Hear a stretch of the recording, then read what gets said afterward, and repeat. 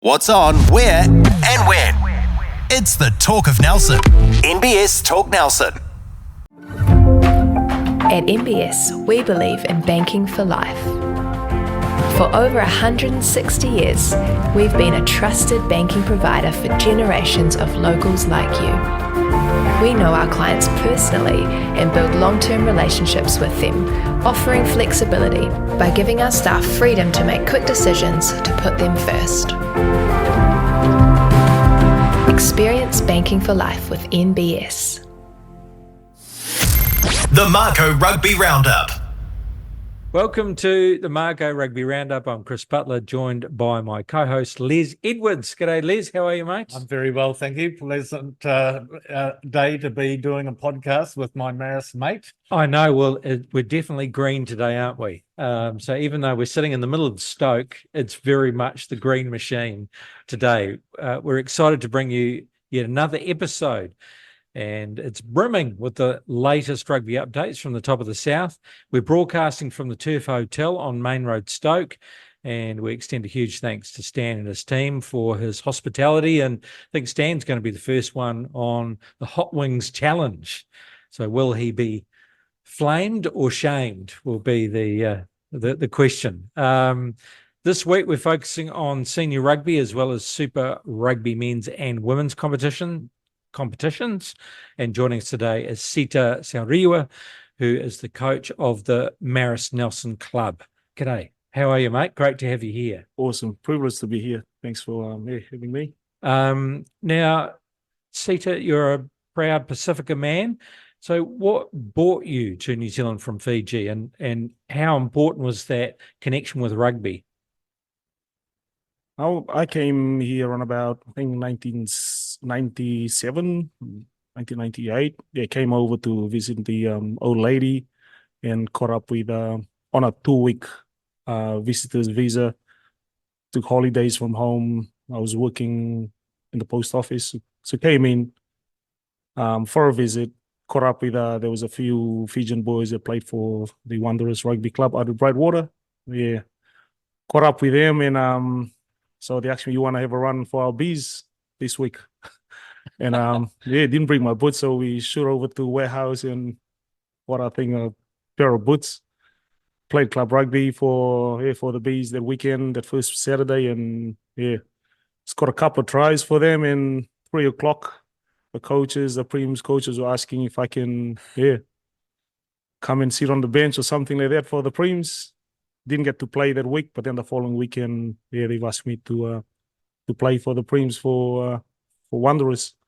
After that, they were asking if I can stay a bit more, but I had to go back home and get back to work and get back to work. And I think after that season, the good man Alan, who was a manager at that time, came over and visited me. I was working away, and I got a phone call. Oh, there's a gentleman here.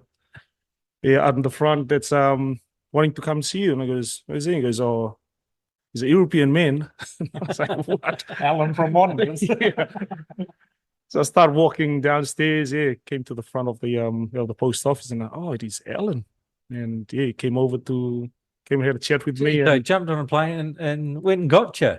Yeah. Jeez, you must have made an impression. That was after the season. And so he just came and put things in, trying to get the ball rolling for me to come back the following season. Jeez, that's awesome. That Get a new visa and back you home. Yeah, so back in those days, it was easy to get a 9-month visa. So so came back in twice, 9-month visa until played for them for 2 years. And now you're here. A resident, eh? And now, Resident or citizen? Lovely. Yeah. So rugby can do great things, eh? It can. That's what you be very careful. Even if you don't bring your boots, you've got to be careful. But it's great that they identified that you were someone that they really wanted to bring into the fold. So and here you are, and you're still here, and we're going to talk more about your story later in the show. But very much part of the Nelson community, which is great. So let's get into, first of all, senior club rugby and the Tasman Trophy. And Geez, some big news coming out of round 4. So how did it shape up, Les? Well, there were some big wins, that's for sure. Yeah. And the upset was, in my book, Waimea Old Boys 34 beating Central 5. Reading the write-ups about that, obviously some old hands, some experienced players really helped steer Waimea Old Boys around, and Central seemed to have a misfiring set piece, a few problems at scrum time and line-out time. So that was quite an upset. Stoke 24 lost to Kahurangi 27 across the road at Green Meadows. Not as big a shock, but I would have thought that Stoke would have gone into that slight favourites. And then in the big one, Seta, Nelson at Trafalgar Park lost to Marist 72. Now that's a big score, isn't it? It is a big score, and the boys, I think that belief and we talked about coming back from the game against Central is to sort of put the mana back into the jersey, and I think the boys did turn up, and they put it to them, But Played rather clinically, I thought. 11 tries in total, and then I think there were 5 in the last 10 minutes. So, as Nelson's fitness folded a bit, Marist were full of ginger and got stuck into it. So, a good win, and getting back on the horse, Seta, after that loss to Central, as you say. So, going into round 5, Chris, we've got Central hosting Nelson at Lansdowne Park, and that'll be a John Goodman Challenge Trophy fixture. Nelson challenging, of course. At Jubilee Park, Waimea Old Boys are playing Stoke, which is a clash of the local clubs here, if you like. And then Kahurangi over at Cook's Reserve, Rewalker are hosting Muteri. Marist have the bye. Geez, so you get a bit of a rest after all the try scoring. Obviously, great win. Gary will be disappointed, so some work-ons there. But as you say, probably a bit of a reaction to going down to Central and the boys really wanting to do the job this year. But probably a little bit heartening that Central had a tip up, even though they've had a good start. So obviously some kinks in the armour there, maybe, or just a bad day at the office. But Waimea Old Boys now, they now become a team to watch, don't they? Because obviously something clicked. Yes, dead right. I would think you'd agree with that too, wouldn't you, Seta? That we've got to keep an eye on Waimea Old Boys. They've also got a rather talented first 5'8" in Sam Briggs, who we know very well. So he's steering them around the park really nicely. So it shapes up as a good game in the future. Okay, so let's look at the rounds then. Central versus Nelson, Seta, and what are your thoughts on that game? Central and Nelson. Central versus Nelson at Lansdowne Park. I think we're gonna go Central's way. Central is really strong at home, but you're playing against a team which is Nelson. Their backs on the wall. There's only one way forward, and that can be quite tricky. If you want to beat Nelson, you got to get them off the park real early, and I believe Central can do that. They've got a really good kicking game. They got a real strong forward pack. Couple of good finishes and a lot of experience. But coming against a team, the only way is up and forward. Anything can happen. And you can see that with Nelson, they are there for the first 20, 30. If they can continue with that and bring in a stronger bench, I think they'll go well and they'll challenge them. Just talked about Waimea Old Boys, but what a big match this is going to be versus Stoke. It's at Jubilee Park. Yeah, so I think home ground advantage would make me think that Waimea Old Boys could get up over Stoke. So that's the way I'm going to go. Close game, but I think Waimea Old Boys should win it. Kahurangi versus Muteri. It's Cook's Reserves in Rewalker, Seta, and Muteri are an improving side. Yep, they're very physical. A physical team, and if they can continue that for probably 3/4 of the game, they'll have a good chance. But Kahurangi is a class. They got classy players there. They got good players in important positions in the Lucy's, the drivers, the 10. Got a good 15, good finishes. So it'll be Kahurangi's day. Yeah. looking at the points table, and there they are, the green machine sitting there at the top of the table, not far behind Central, and then not far behind Kararangi. So, and actually not far behind Waimea Old Boys. So, yet again, it's going to be a very close race, isn't it? Mm. Yeah. Okay. Senior Women's Tasman Trophy round 1 starts this weekend. Les, and what's going on this weekend with the women? Yeah, I'm very pleased to see that the senior women are finally getting on the park after quite a lengthy period of training. So Marist are hosting Kahurangi at 1:15 p.m. at Trafalgar Park. They get a chance to run around on the hallowed turf, so they're very much looking forward to that. And Muteri are hosting Waimea Old Boys at Spring Creek. So we won't really know much with those games until after the first round, do you think? Yeah, I think we need to see the caliber of the 4 sides, and they play I think they play 3 rounds of round robin before they get to semi-finals and finals. So yeah, early days, but they're all 4 teams will be just delighted to get out there and be playing for something real. Yeah, especially after training for so long. Oh, is that right? Exactly. Yeah, long build-up, They've been training as long as the guys. Yeah. Oh, they'll be itching, won't They'll they? be They'll itching be keen to to get get in out there. Okay, Senior Men Division 2, and how's that lineup looking? It's great to see their season underway. Yeah, so this is round 2 now in Nelson Bays, and the start of competition in Marlborough. So just quickly, Hui are playing Nelson. Waimea Old Boys are playing Marist. That's a curtain raiser at Jubilee Park. Wanderers are hosting Stoke. Rewalker are playing Takaka. Curtain raiser out at Cook's Reserve. So that's always a good fixture. Rewalker versus Takaka, true country matchup. Yep. As is the other game, Valley Stags versus Collingwood at Upper Muteri. So, there's always some great rivalries, and after round 2, we'll start to get a real good feel for how who's stronger in this division.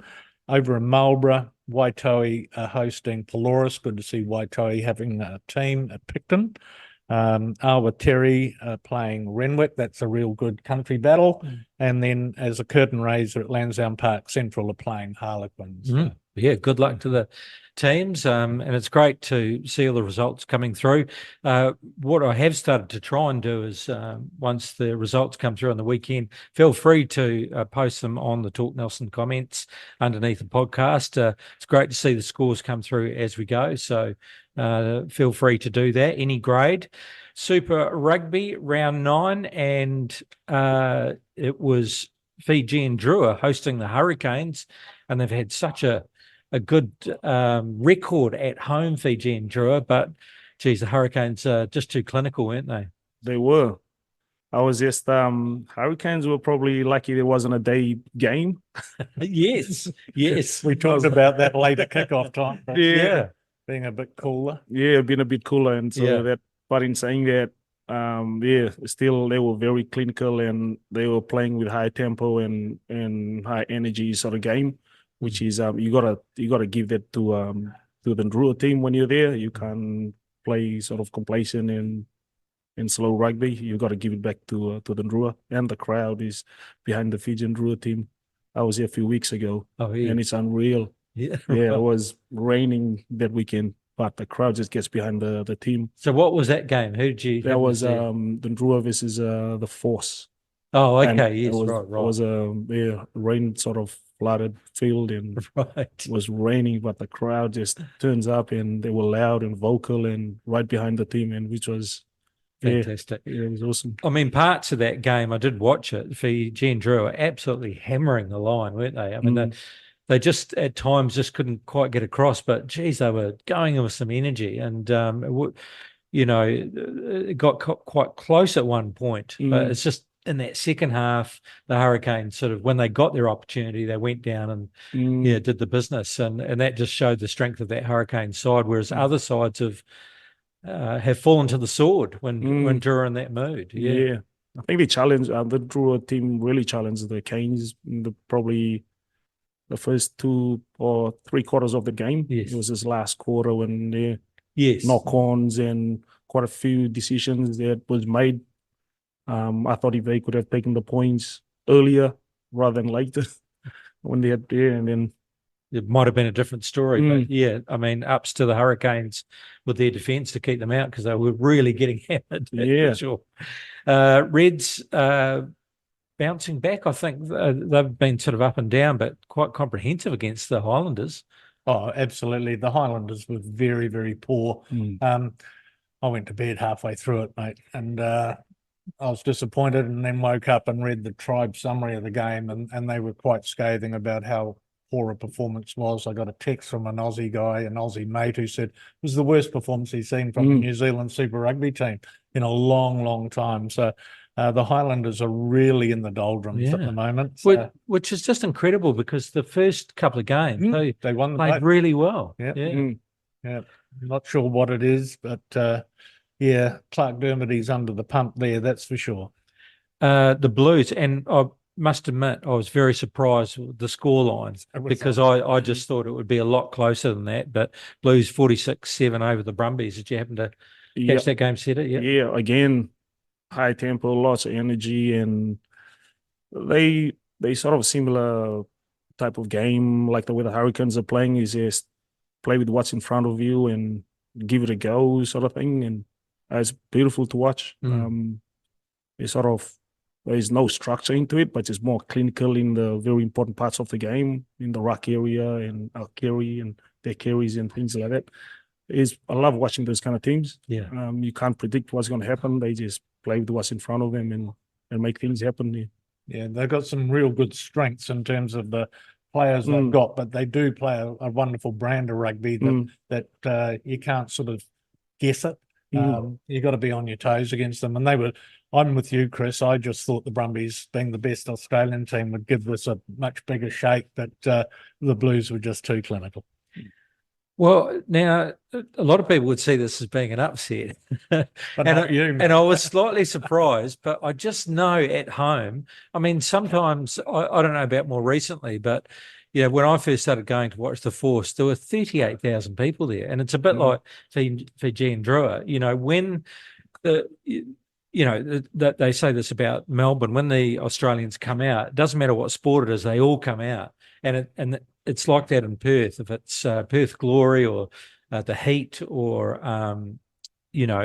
or the Force, they get behind their team. And it would have been a sea of blue, and they pack out the stadium, and you just can't beat that momentum when the crowd gets behind you. And if the Force get a sniff at home, they're away. I don't think the Crusaders have ever lost there before because I have been been to that ground when the Crusaders have hammered the Force, but they can turn it on at home. And so I was thinking, geez, I mean, that's just it's an all new low for the Crusaders, but I'm not surprised because I know what the Force can do at home. Pulling for the coach's head, that would be premature, would you say? Yes, I would. Yeah.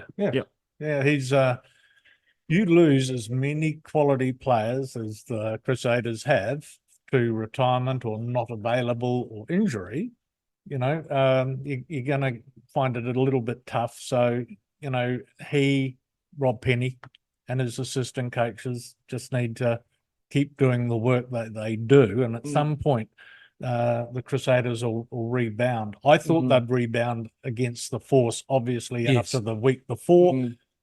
When you look at the points table, though, they're on 7 points in 12th spot, but 8th spot is only on 13 points. So they just need to get on a roll. Are we still talking about them coming back? Well, you have to, given who they are. Yeah. I mean, to look back like what Les said, they've lost a lot of experience, top players, and not only that, top coaches.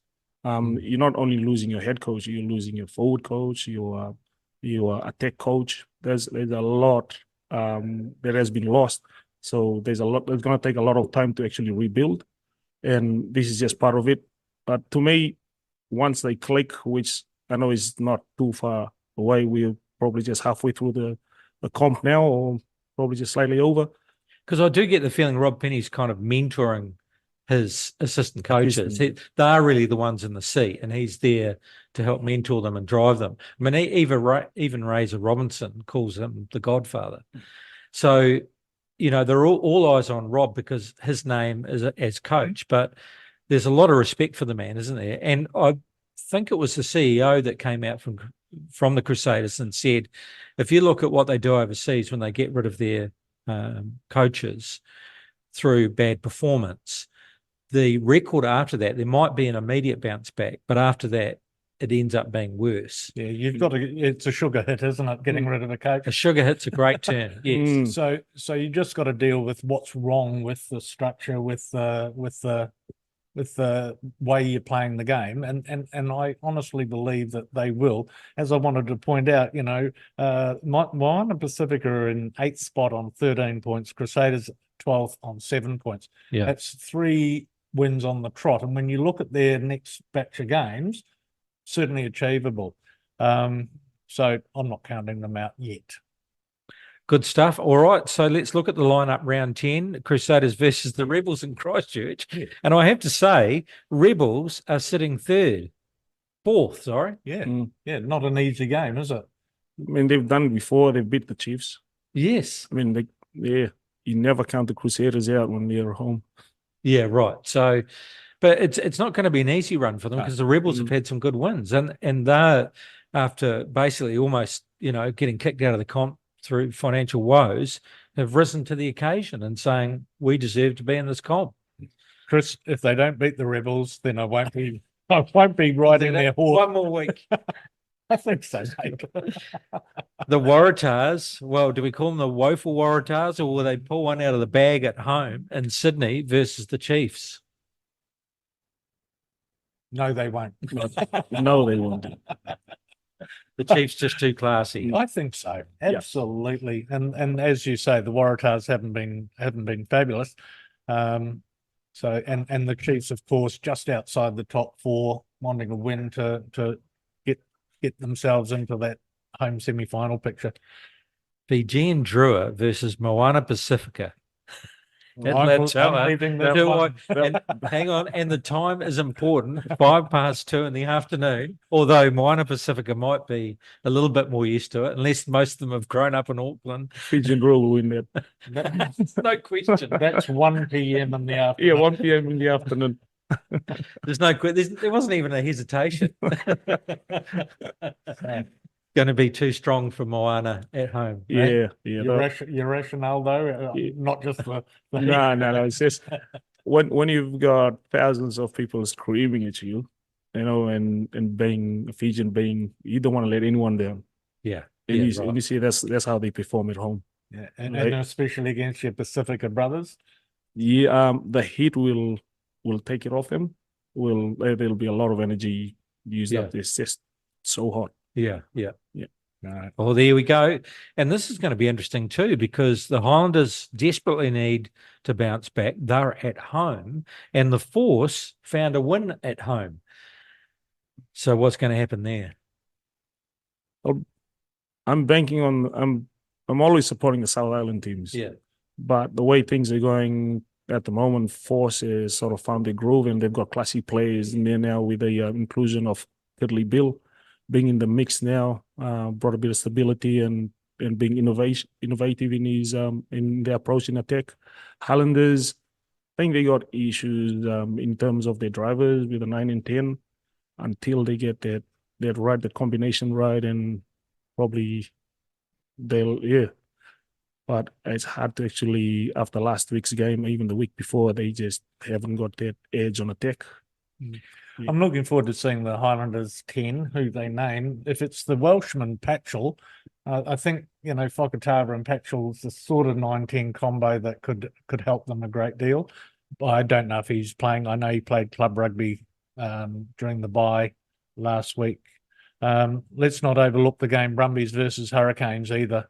That's the mouth-watering game, isn't it? Yeah, that's right. In Canberra, one plays 3, and that's going to be interesting because Brumbies took a pasting, and so that's going to hurt them. Right. They're on the home turf. They're very strong at Canberra, but the Hurricanes machine are just clinical. But they could falter. What are we saying? I'm going to favour Brumbies in this one. Oh, nice. the bounce back. Yeah, the bounce back, and they're quite proud, passionate. Yes. They they want to give it back to their supporters, and again, you know, coming towards the top 4, they really want to prove themselves, and wouldn't even be better to beat the top team, unbeaten Hurricanes at home. That'll Well, that would put the cat amongst the pigeons at the top of the table. Yeah. I'll go the Canes 12 and under on that one, just through, I guess, head, not heart, in terms of tipping.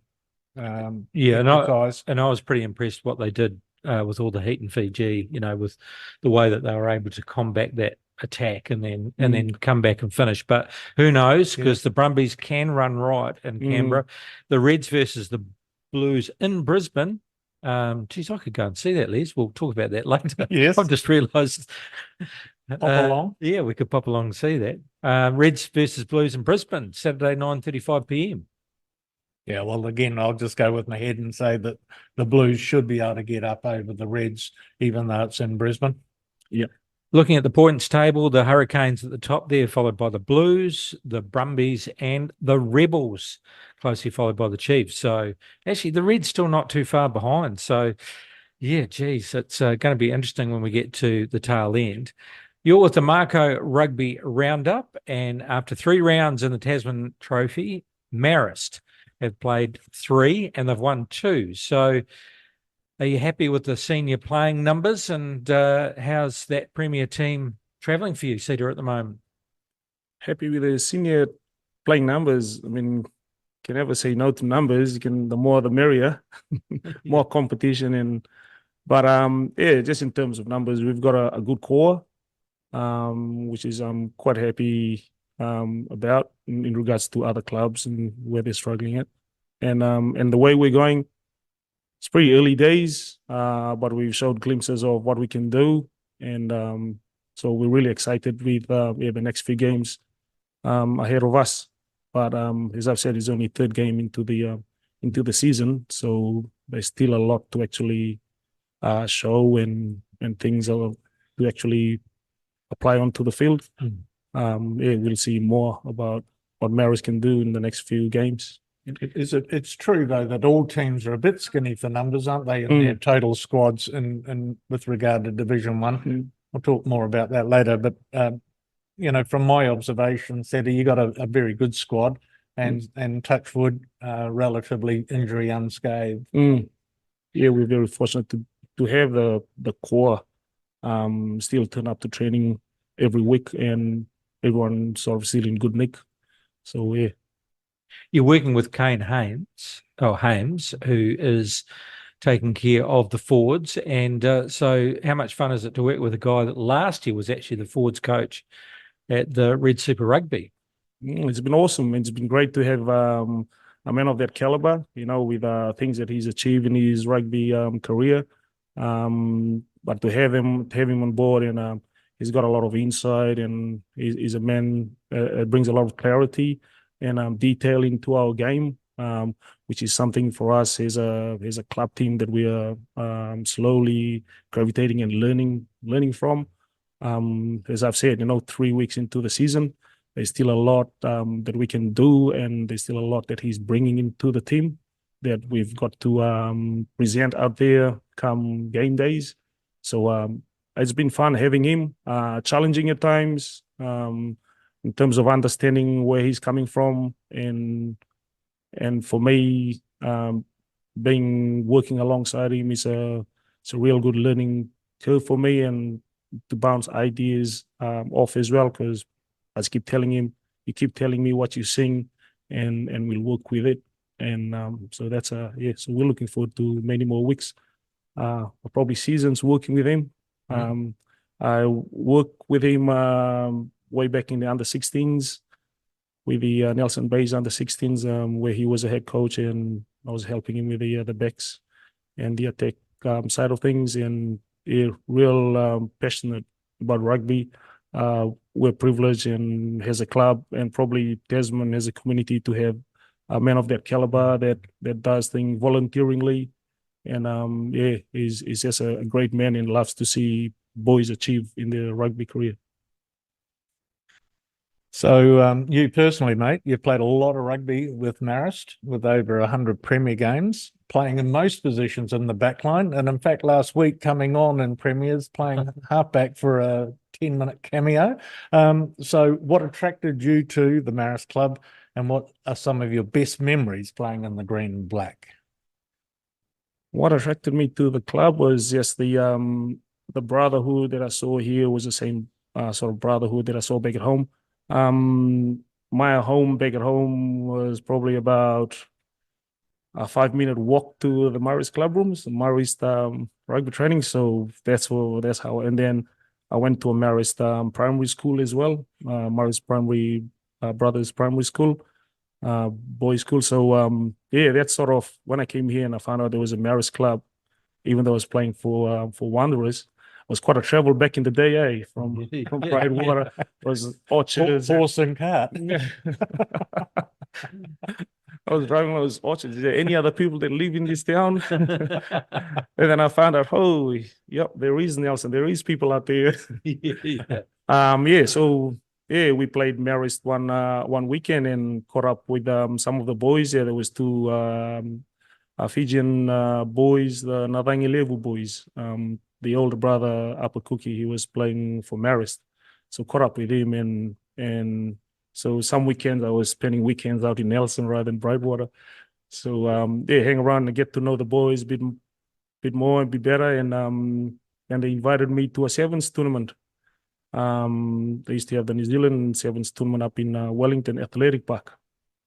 So yeah, so I was part of that, and it just grew from there. And then I think the year after was year 2000 when Brian Thornelly and Jeff Clark were coaching the team. They contacted me and asked me if I want to play for Marist, and I didn't hesitate.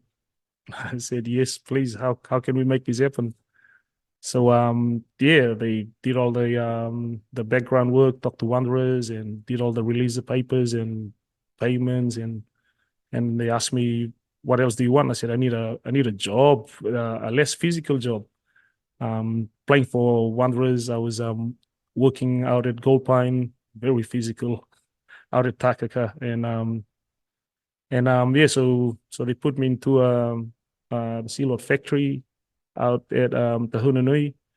Brian and Jeff caught up with them, and yeah, played for them that year in 2000 and won it. So going back to the question, what was one of the special memories? I think that was one of the special memories for me is my first year with the club, and then we won it. We won the finals after 23 or 24 years.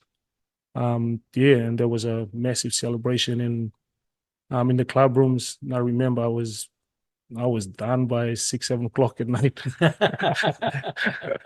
Got up the next morning and it goes, what happened? Well, you're not a drinker, so I guess it did catch up with you pretty quick. That's awesome.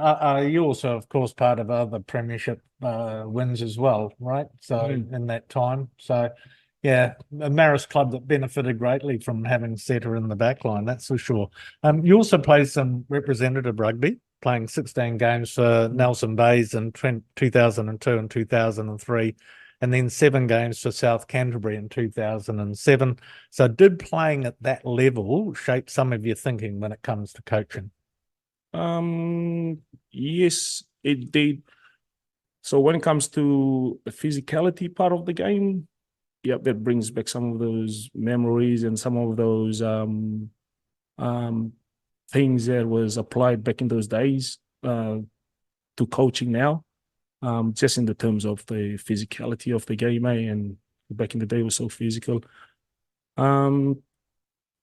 Yeah, the game evolves so quickly right now. Like at the moment, with the way the game is going, it's continuously changing. When the rule changes, as a coach, you got to remember, so the game changes. And because when the rules of the laws of the game is changing, so it's changing. It's evolving quickly. But the physical part of it, back in those days, they were physical because these were just men, non-professional, just Hati does a 40-hour jobs a week and comes in on Saturday and go hammer and tongs, and there was a lot of pride behind it, and So yeah, in terms of the physical part of the game, it really for me, I want to install some of that into the game of today.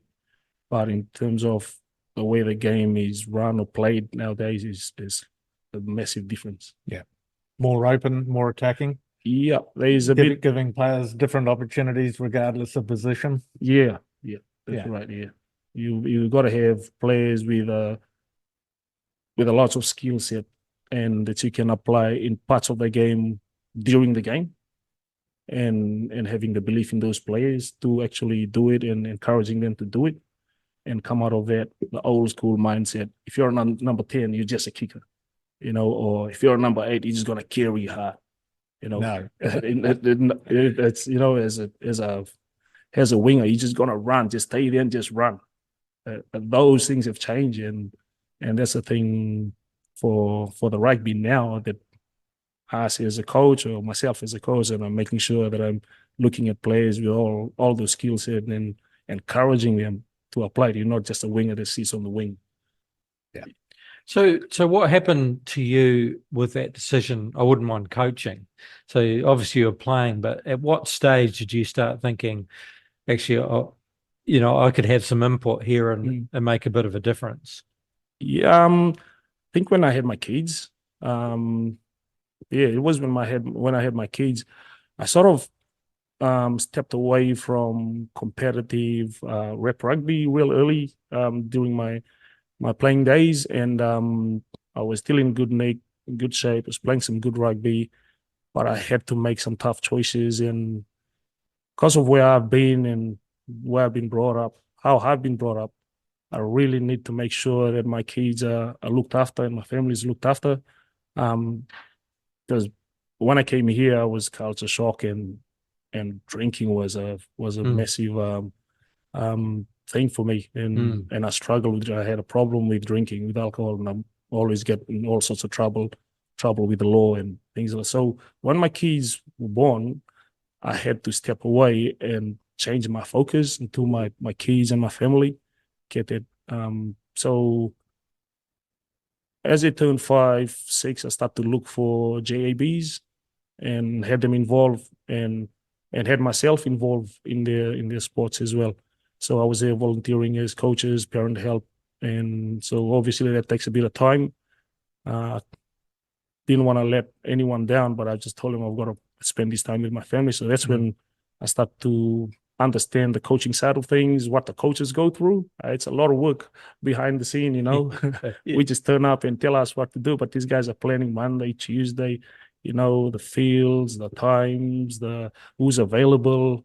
So there's a lot of work behind the scenes. So yeah, since then, I've realized, and I had a bit of more urgency as my kids got older and start getting more in depth. Like, they still love the rugby now and still getting into the game. So understanding now the game itself, not just on the field and off the field, just got me a little bit more, bit more motivated to be involved and really help players, grow them mentally, physically, emotionally, and to be good rugby players, not only just rugby, but just good people as well in the community. So that really inspires me to do it. So you've come through with your kids, obviously, and then now they're playing at higher honours, and so your coaching has sort of got to that level, and now it's almost like you found the bug and you want to do it a bit more. So tell us a little bit about your aspirations. Where would you like to see your coaching go? Would you like to take it further? Yeah, if the opportunity comes, I'd love to take it, and I'm enjoying it. I love working with people in general, and the game. Like I've said before, I love the game. Rugby is not only just a game; it's more than just a game. It's made me who I am today. It's brought me to this place. So there's a lot more to just a game of rugby, and so I want to give that opportunity to other players as well, whether it's a club player or any player, and I just want to give them that opportunity to really bring out what's in them and just enjoy it while you can. Fantastic.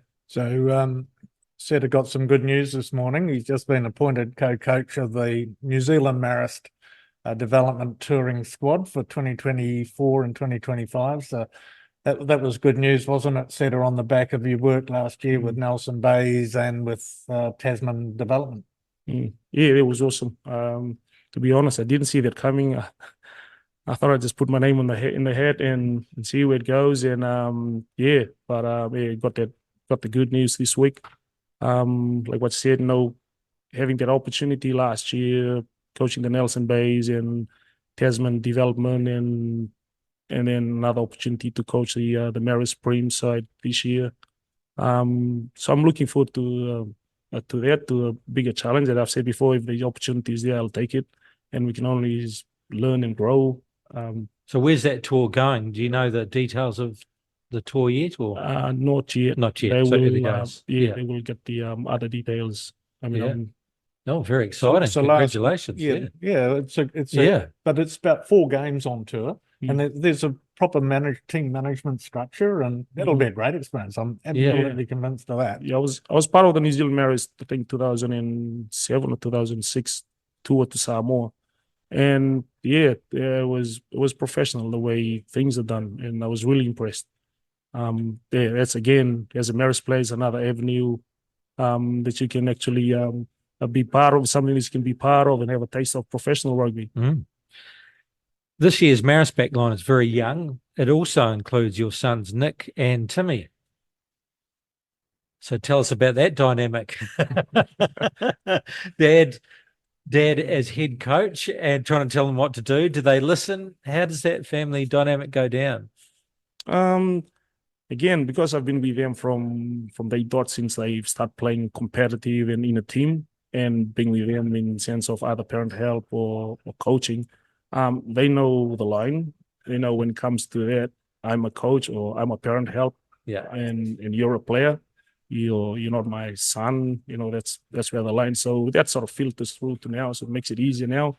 They know one thing I remember I keep telling them when I was appointed coach of one part of their rugby journey, and I said, they told me, well, Dad, you're going to be the coach now. He goes, yeah. He goes, you still got to work hard. If you want to play, you still got to work hard. And I told him, he goes, you want to be on the team, you got to be the fittest player, you got to be the hardworking player, you got to be the best player for that position if you want to be in the team. So that flows through now, and you can just see them, the work ethic, those 2 boys has got. And they know, like, if I'm in there or whether I'm involved somehow, it's not Dad's in there. I will be in the team. You still got to work hard. You got to own the jersey. And I mean, that's the old school approach that we've been brought up. So they're going well. Yeah. Good. They are going well, and Nick and Timmy can be pleased with their performances to date. But alongside them, you've got Dylan Irvine and Brendan Thorne in the forwards. You've got the Thornelli brothers, Will and Tom, the Kilworth brothers, Luke and Finn, and Cooper Grant, who's in the New Zealand under-20 squad. They're all very, very young players. So the future must look bright for Marist and Mako Rugby when it comes to younger talent. Oh, yeah, 100%. And that's the exciting part of it, is having these young boys. I mean, these boys, some of them were just playing with the likes of Finn Kilworth, just playing first 15 last year, and the rest of the boys a couple of years ago, they were just running around for their college, for Nelson boys, and to see them fit in really well in the prems, and they're playing like they've been playing prems for 5, 6, 7 years, and that's the exciting part of it, knowing where these boys going to end up. And for me, it's a challenge for me as a coach is to keep them motivated and don't put too much rugby on them, because they know rugby. These boys know rugby. I'm making sure that they're enjoying themselves, getting themselves connected, and knowing when to take the foot off and just have some fun, knowing when to put it back on and play rugby. So it's exciting what's ahead of us. For the region, there's a lot of talent in our region. Yeah. And we don't have to look outside. We just got to look within and trust what we've got within, trust what we've got in our region. There's a lot of young boys coming through the college and in this region that have got a massive potential in their rugby career. And for us as clubs and coaches, it's just providing them a platform where they can showcase this talent. Right. So these younger players require experienced players around them. Who are the wise heads you call upon to come to them and lead by example? Yeah, we this year we've got the likes of Jarrell. It's good to have he's one of the wise heads that I look up to for our young boys and leading the team. We've got Pino. It's good to have him back this year. We lost Caleb Havili and Jake Wettere last year, which is a massive loss for us. But having Pino back to settle things down, and young Tom Fanelli, he's outstanding. The kid, and he's going to go a long way. And he's got a cool head around him, and he's a leader, and he just works and does it. So yeah, we've got Pino, Tom Fanelli, and Jarrell, are three wise heads that I look up to, and you've got the likes of Liam Bausch there that can just bring things back into perspective by let's just play some good hard rugby, and he'll give that to you. So yeah, we've got a good mix. Going back to the experience, I mean, you look at the sides of Central, Waimea, they just brought back some old heads, and this is important for our game and for club rugby in the region, is to have these old heads back in the game. We've talked about that with other guests, and it's that ability to have some stalwarts come to your club and help guide these youngsters who are in their abundance as well. Guys like Tyler McKinnon-Stevenson at Marist Club and Tau Sami, they're just really good, wise heads who keep the younger ones grounded and moving forward. And as you say, the other clubs have got them as well. So that's very cool. I mean, geez, we talk about your sons, your daughter, Eva. So switched from playing netball to play for Marist Rugby, gets into the Tasman Mako side, and now the Fijian through a Super Rugby side. So how's that? Yeah, can't explain it. I don't know what's happened. Yeah, she keep getting a text and the messages, and I just keep telling her, go for it. Just keep going, my girl. And so it was almost like a duck to water, was it? Yeah. It was she just picked up the game and that was it. Yeah, she was probably been longing to play for a long time, and but I've just kept her sort of cotton wool, you might say. So you're my girl. I know what rugby is like. I've got a funny story about that. So last year she turns up and she pays her subs. Doesn't ask for dad for them. She just pays her subs and says, "I'm playing rugby." And when I told Seta your daughter paid her the subs, he was quite shocked. Yeah, she just went for it. Yeah, she just went for it, and now she's done the whole circle. She's played international test rugby in one year. Within 12 months. Yeah, so amazing. Yeah, she's enjoying herself and she's learning, and that's the cool thing about her. She's like a sponge, just absorbs all the things that she's been taught, and she still doesn't know where to play now. Fijiana is wanting her to have a go at 12 and 13. Yeah, so she's learning. Yeah, and yeah, it amazes me. I just keep encouraging her, keep going, my girl. Just train hard, stay focused, enjoy it, and yeah, and just keep going. She played netball from day dot. I used to run around, take the kids to rugby in the morning, then take her to netball, and she just sometimes no netball because I got two boys playing rugby. You wanna you won't play netball this week because they're clashing. right. So I mean, maybe that was a reason why I'm just going to play rugby there. Yeah, at least that'll be there. But obviously, I mean, you talk about determination. She obviously enjoys it. She wanted to play it, and now that she's had a crack at it, she's just excelling. But maybe it wasn't a bad idea. Hold them back. Hanson always used to say that don't put a young horse race out there too soon. Let them go for it. And now look what's happening. Amazing. Amazing story. Yeah, I'm very you're very proud. Yes. Very proud. Yeah, and I don't blame you. Yeah, I don't blame you at all. So finally, just a bit about the game itself. So here in the Tasman region, the game's under a bit of duress. As we know, we've gone from 13 senior clubs down to 10 and now down to 7.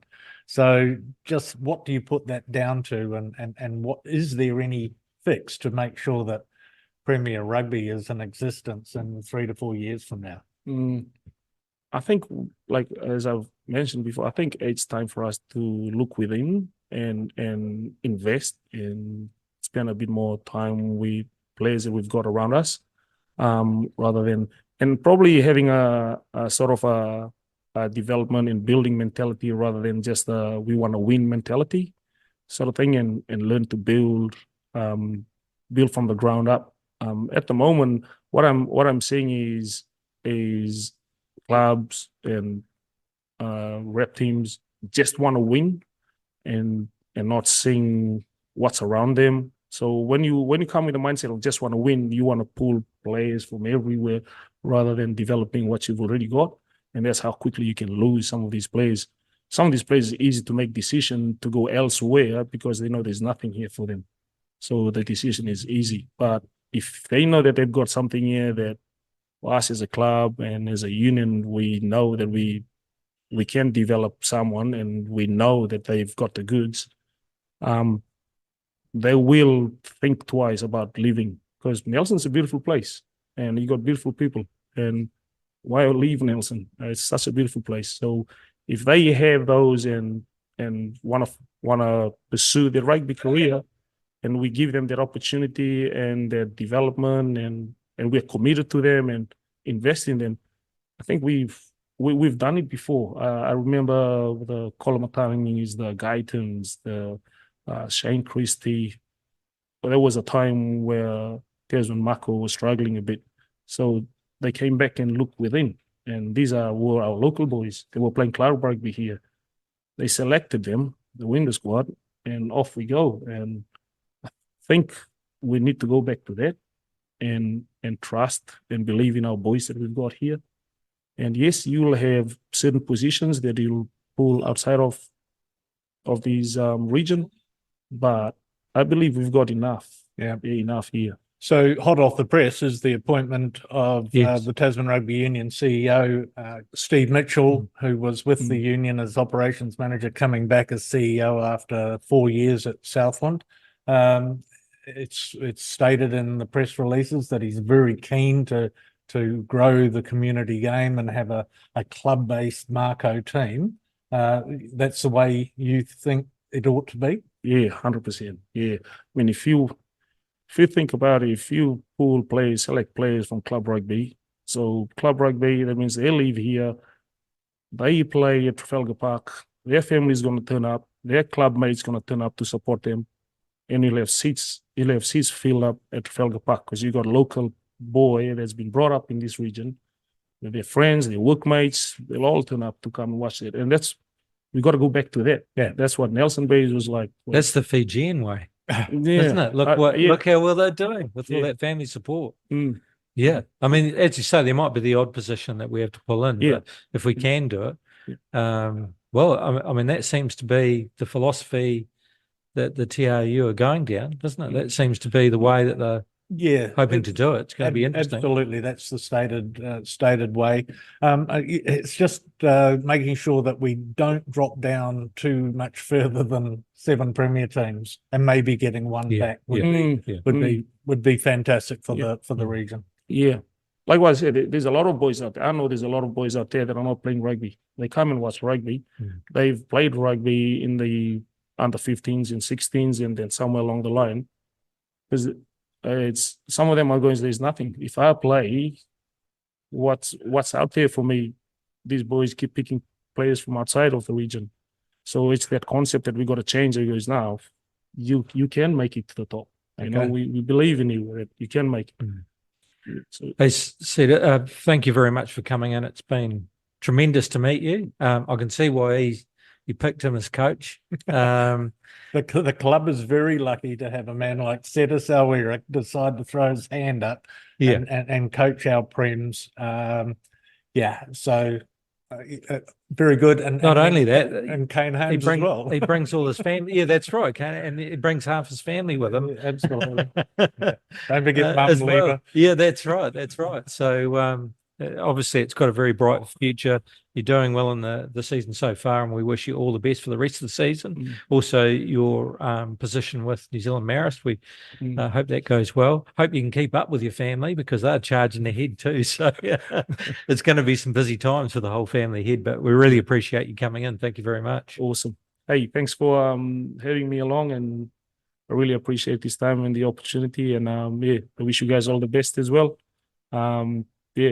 I'm happy to see a group of people that really want to see our game grow and our local talent being established into the nation. Eh? Good stuff. Awesome. Thank you. Thank you, Les. Now, the news is that we're going to take a break for a couple of weeks because someone's going on holiday. You. Oh, that's me.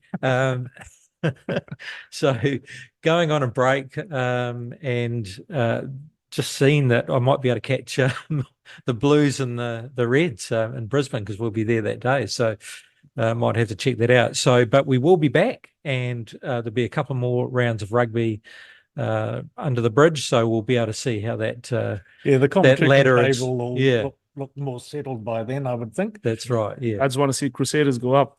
Yeah, that's right. They need to win. That's for sure. Okay, thanks very much, Les, and enjoy a couple of weeks off. More research, I'm sure, and lining up the guests. Thank you very much. And we'll do it all again in a couple of weeks. So my thanks to the Turf Hotel, our venue sponsor.